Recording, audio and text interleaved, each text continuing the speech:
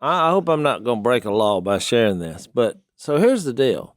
We had this situation come up a few years ago where I wanted some chickens. And oh no, we're in are we in the city limits or outside? We're not, but we have this HOA thing. It's been well documented. People have followed our family. I've had a running battle with them. We do a little skit on the TV show, our little duck show, and I throw them under the bus mercilessly. Well, in real life, I hurt these people's feelings because it's all basically family or married-in family that live in our neighborhood. And so they got to analyzing their policies, and they thought, this is borderline ridiculous.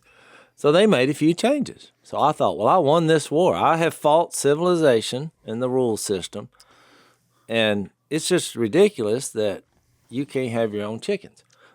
So now you wanted some chickens. That's all you. Chickens, and they said no, that's not allowed. It doesn't seem like that request is way out there in left field. I need a few chickens. Well, in all the papers that we signed when we moved in the neighborhood, one of them in the fine print said that you had to go along with these HOA things. I didn't even know what HOA was. I mean, I signed it. No chickens in the rules on the I think it said no farm animals. So you couldn't. It wasn't just chickens. You couldn't have a pig. No cow. You can't have a cow. You can't have goats. No pigs. And so, they got embarrassed when the show came out, so they made some changes. Well, I'm said all that to say this: what's happened in the last 2 weeks. So now, I've seen a fox. I mean, it's the biggest red fox I've ever seen, and I've been in the woods my whole life.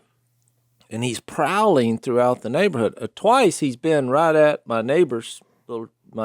He keeps his chickens penned up because one time he let them out, and they refer to it as the massacre of, all the kids were crying. And I witnessed that. Where you have chickens, the foxes will gather. This one has showed up, and so about 3 days ago, I get up.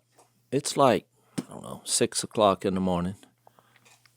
Sun's just coming up.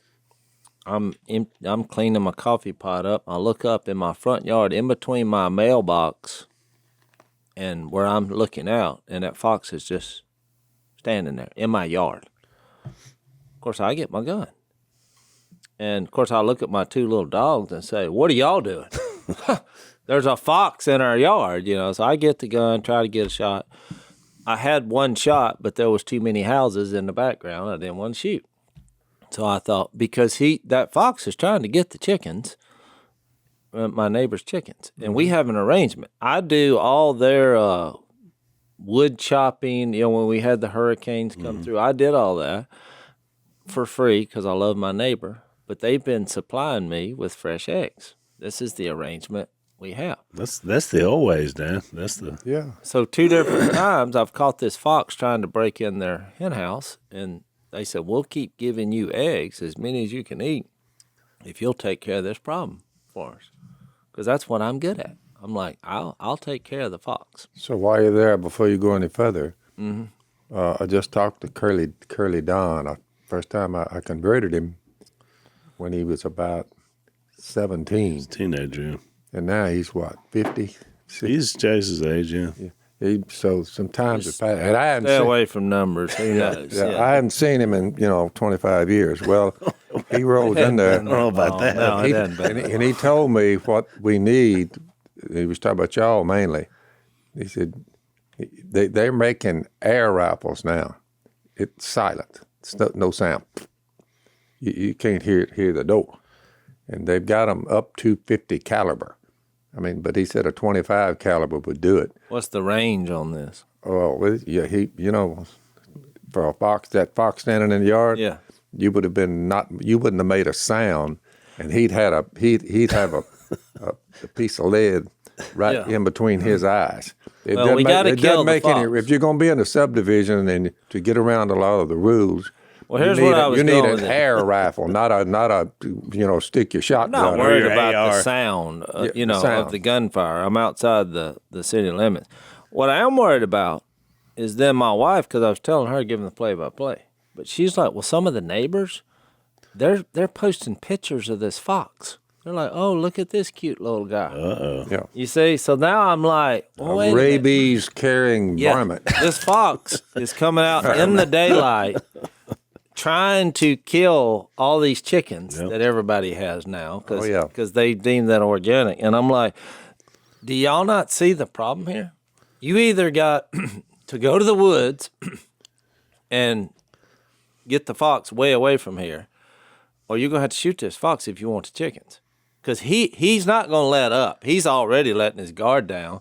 Because why? Because everybody's taking pictures of him, and they're domesticating him. He's not wild, which is dangerous. You know, I got little dogs and everything else. I mean, this is a big fox. So you say, well, in the civilized world, what they say is, will you call somebody? But you know what they do? They call somebody like me. And they go and they kill the fox. You see what I mean? Yeah. Once they lose that, once they're no longer wild, he becomes dangerous. So somebody, and I believe this is God's sanction, humans have to control the ebb and flow of the animal kingdom. That's what we do. We have a problem. This fox is running rampant and wants to kill all our chickens. And we're in a civilized place.